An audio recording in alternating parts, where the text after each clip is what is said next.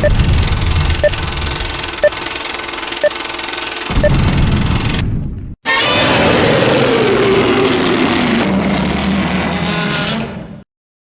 Kaiju fans, welcome back to the Kaiju World Order. My name is MM, and more news. It's another week, and man, the news does not stop coming. It hits hard, very fast, every week it seems.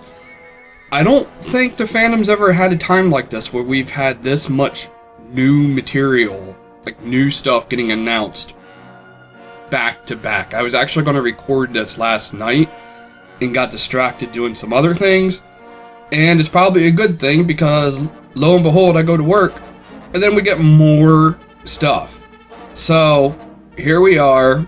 It has only been about 2 weeks since Godzilla Day, and we got a shit ton more of merchandise. Not nearly as much as G-Day, but still enough to drain the wallet. So Monster Arts came out with reveals for several new figures, including an Odo Island Godzilla. Specifically, the Odo Island Godzilla from Godzilla -1.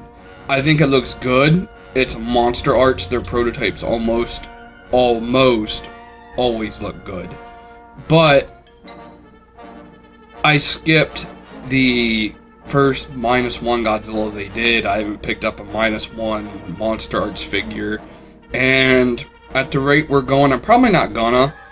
Now, this is the first highly articulated Odo Island Godzilla figure, so depending on how this looks in hand, I might actually pick it up.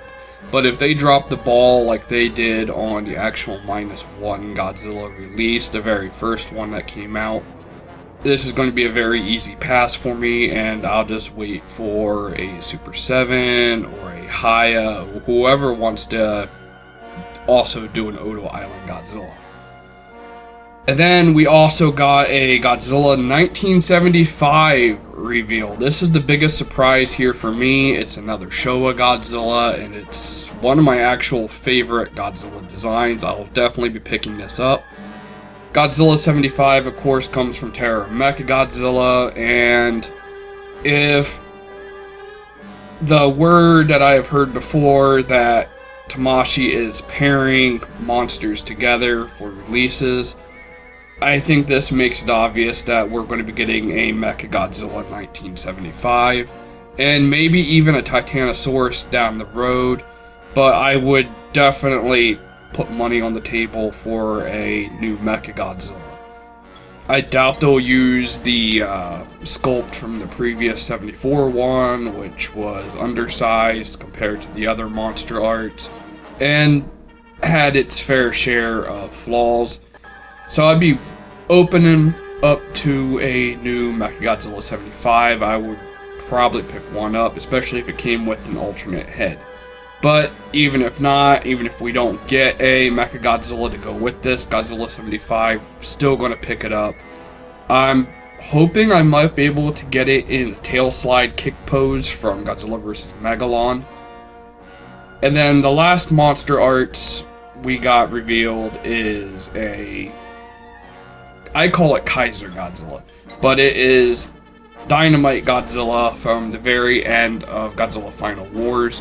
This is just Final Wars Goji with red spines and a spiral beam effect. And it's actually really cool that the spiral beam seems to be a new sculpt. It's not just that same beam effect that they've been using for a long time now. And then what makes this release really interesting is the fact that it comes with a Gotengo. I don't believe the Gotengo is going to have any gimmicks with it. Maybe the drill rotates on it or something, but I mean, it's a flying battleship. It doesn't move a lot anyway. I'm torn between getting this release and not, because I actually don't have any figures of the Kaiser Godzilla.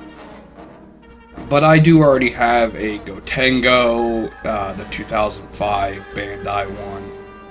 And this looks like it's just a slightly higher end version of that. And Final Wars Godzilla is just not one of my favorites.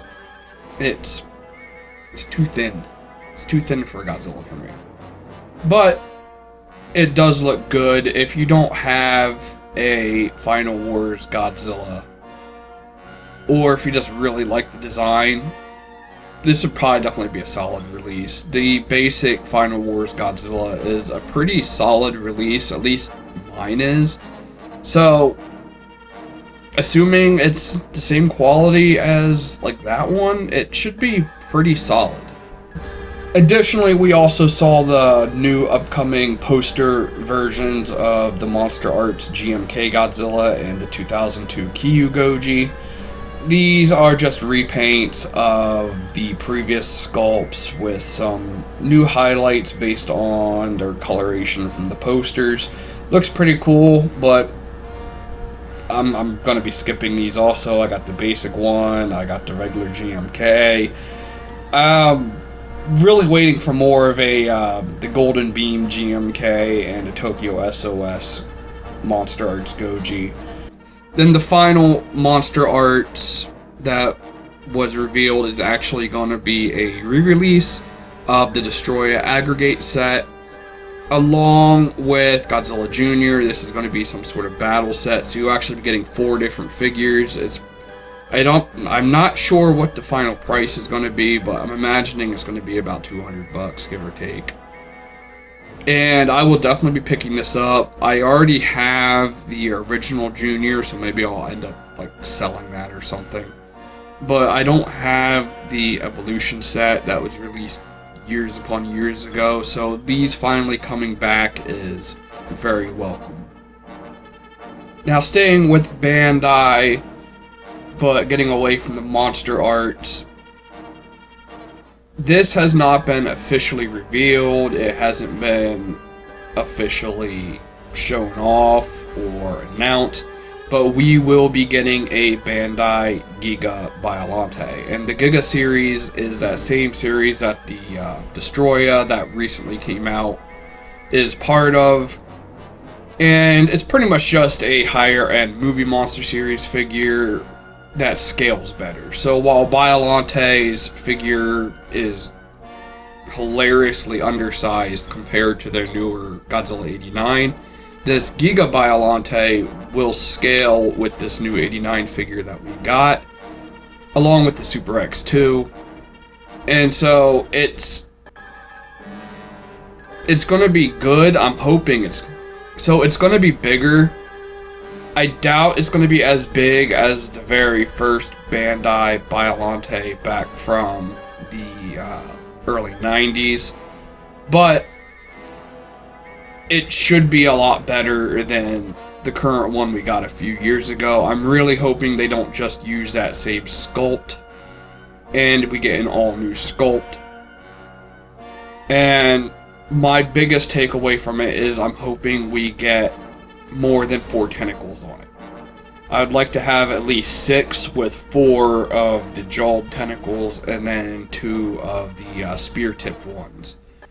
That is something we haven't gotten in any Biollante vinyl figure, and I think it's about damn time, especially with that line being bigger and premium or whatever you want to call it, but yeah. Now, where this info comes from is listings on Showcase Daikaiju, and they are almost always correct with their listings. So, expect this to get revealed sometime in the near future. The other Bandai that just got shown off today is a juvenile Destroya crab. This is the human-sized version of Destroya that's taking out the soldiers during that one scene in Godzilla vs. Destroya.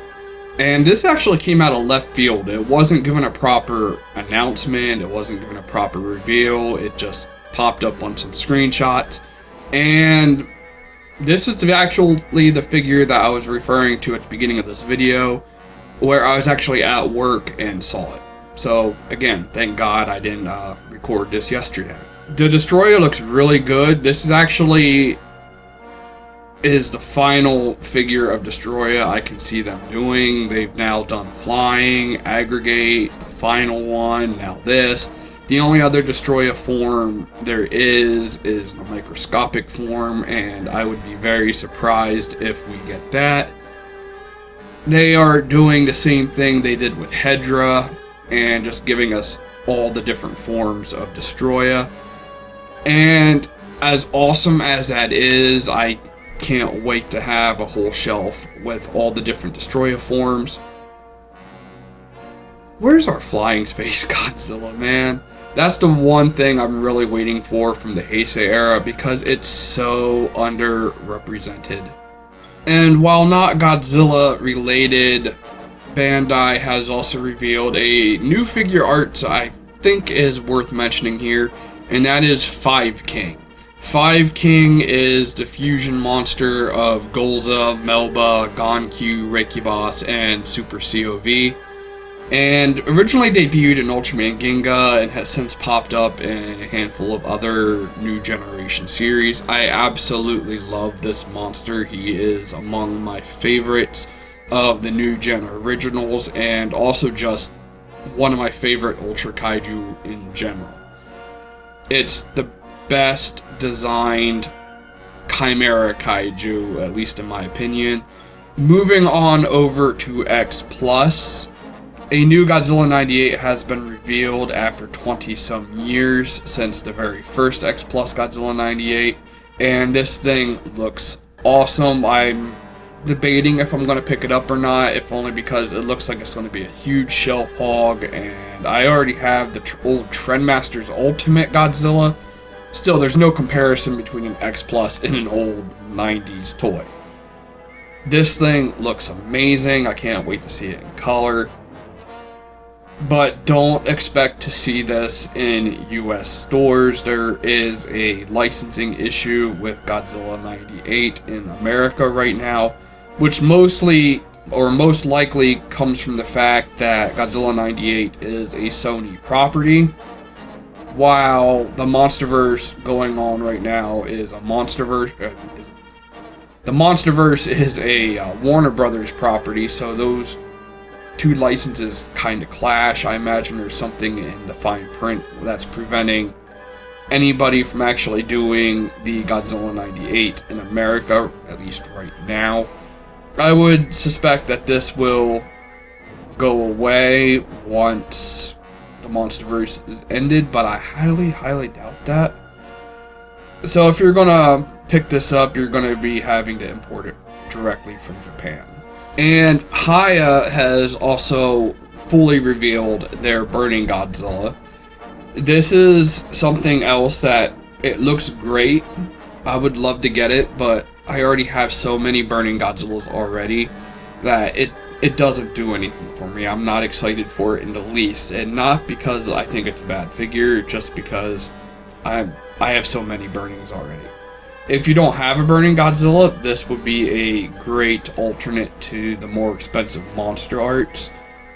If you're looking for something a bit more suit accurate compared to, say, the Super 7, again, this will be your thing. Or if you just love Burning Godzilla, like, cool. But for me, I'm gonna still hold out. Maybe they'll do something else later on. I'm curious to see if they copy anything from Super 7 with like the final battle version that's coming out here soon with the nuclear pulse effects and the melted spines. And I've also been joking with Kaiju Canuck on what would happen if Haya would do a 1200 degree meltdown Godzilla. It probably won't happen, but it's just one of them things I'm thinking about where that could make a lot of drama between Super 7 and Toho, and maybe even Haya. Again, it's probably not going to happen, but I would laugh if it does. But yeah, the Burning Godzilla is going to be a pretty easy skip for me, despite looking great. And then over at CCP, I'm trying to get some more information on it, but there is a new Hedra that will be coming out, and it looks great. I've only seen this one shot so far, and I'm hoping to see more. I'm loving that translucent one, and I'm probably going to end up adding that one to my collection if given the chance. Assuming they're affordable and they're not like $400 and like a limited number of like 12 or something. I don't know, I hate that shit. And then the biggest news comes with the trailer for Monarch Season 2. And yeah, it's Monarch Season 2. So the takeaways from it are we saw Kong, then we saw something with tentacles, and then we saw like little blurry blurs. The tentacled monster is most likely something new. In fact, I would bet money that it is something new entirely. If we go through the Toho library of kaiju, there's not too many that have tentacles like that. The only one that comes to mind is Gezera, and while I could definitely see them adding hooks to Gezera's tentacles like that, there's no way. It's not Gezera. It's gonna be something new. And then the little blurry things, I've heard speculation that maybe they're a Shockirus, and then I also even read that, oh, maybe it's Shinomura.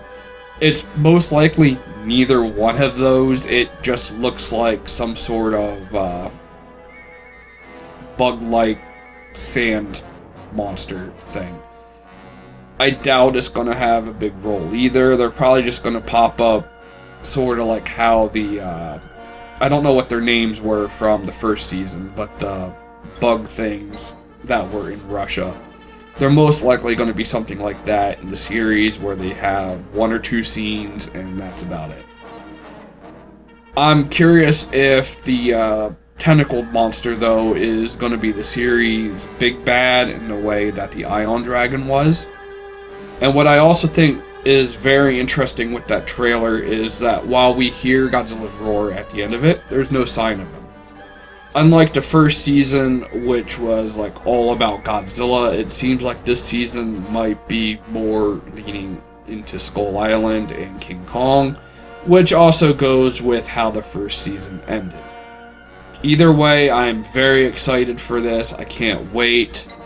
And it's just crazy to think that the events that happened just a while ago with Godzilla X Kong and Monarch and -1 is getting replayed identically with Supernova, Monarch Season 2, and now a Minus sequel.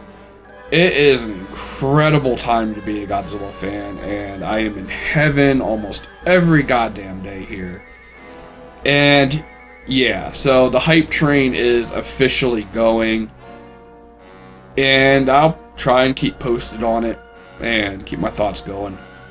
Until next time, kaiju fans, peace out and Minya. Yeah. Godzilla says you should like and subscribe.